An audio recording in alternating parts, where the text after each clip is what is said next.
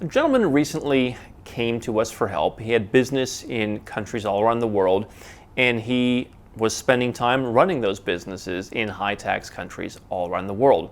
But there was one offshore tax strategy that we're able to use that we don't have to talk about here at Nomad Capitalist, but we were able to use it in his case to help him avoid a bill in a high tax country and use certain treaties and things like that to pay his tax in a lower tax country.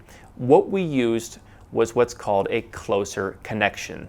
If you haven't heard about this, it's an important thing that you're going to want to know if you're planning on moving yourself and your business offshore. I'm going to tell you how it works in this video.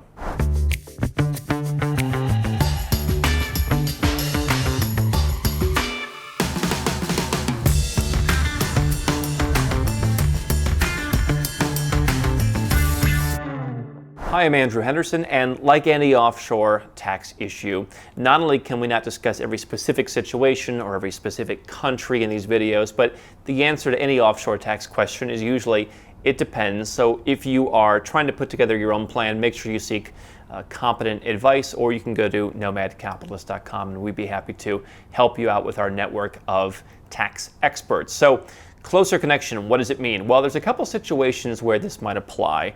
It applies first in the case of the gentleman where I told you, where he potentially triggered tax residence in a couple different places, because the rules in two of these countries are different, where theoretically he could be tax resident in both.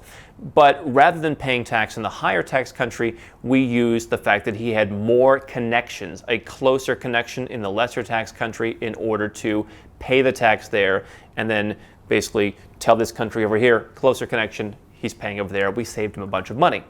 However, if you are a U.S. person and you are looking to move to Puerto Rico to take advantage of their tax incentives, the closer connection test will apply.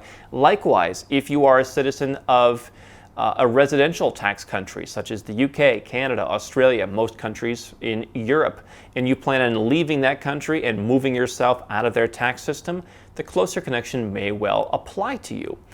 What this means is you want to have a closer connection, i.e. more ties to the country where you're going than the country to where you are, from where you were leaving. And so not only is the government more and more asking, okay, well, you're not here, where are you? But banks are asking that question, other institutions are asking that question. The idea of being this perpetual traveler with no home is becoming increasingly difficult, especially for non-US citizens, actually. It's actually a little bit easier for some US citizens, ironically. But people want to know, where is your closer connection? So let's say you're leaving Canada. Okay. Canada may want to know, where are you going to go? Okay.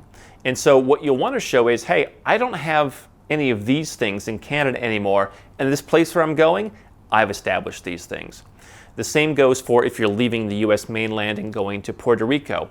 In that case, there are about 9 different tests. Where's your permanent address? Where are your religious and social and political ties? Where do you bank? Where does your family live? Where do your kids go to school? Where's your driver's license? Things like that. Where are your possessions stored, including, do you have a storage space somewhere? Okay, do you have surfboards, in your mother's basement? That may not be the one thing that gets you, but it could be. Right? There have been cases in Australia in particular we've been looking at where you leave one little thing behind and they suck you back into the net. So it's very important to be careful. But there are certain situations in offshore tax when you're moving where you want to be able to make sure that you can demonstrate a closer connection in the country where you say you're going to, or in the case of Puerto Rico, the territory you say you're going to, because the tax authority could look at it and say, we actually think that you have a closer connection with our country, and they can suck you back in. The flip side of that is, again, as if with the client we mentioned earlier, if you have 2 different places you could potentially be paying tax because you're running a more complicated business, the closer connection could help you out there as well. And so that's how we ended up saving him money. In other people's case, it's a matter of making sure you don't have to pay money. So it goes both ways. So this is a pretty complicated topic. I try to give you an introductory introductory primer to how it works.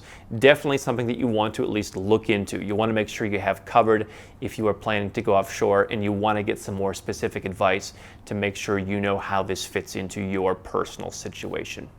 Hi, I'm Andrew Henderson from Nomad Capitalist. I wrote this book, which you can find on Amazon, to distill a lot of the stuff we talk about in these videos and a lot of the stuff I've learned over the last decade plus traveling all around the world, teaching you about how to legally reduce your taxes, build your personal freedom, and create wealth faster. Definitely get a copy of this book if you want to learn more. Now, if you want to watch more videos, make sure you subscribe to our channel and make sure you click the notifications bell so you never miss one of our new videos with more tips on how to go where you're treated best.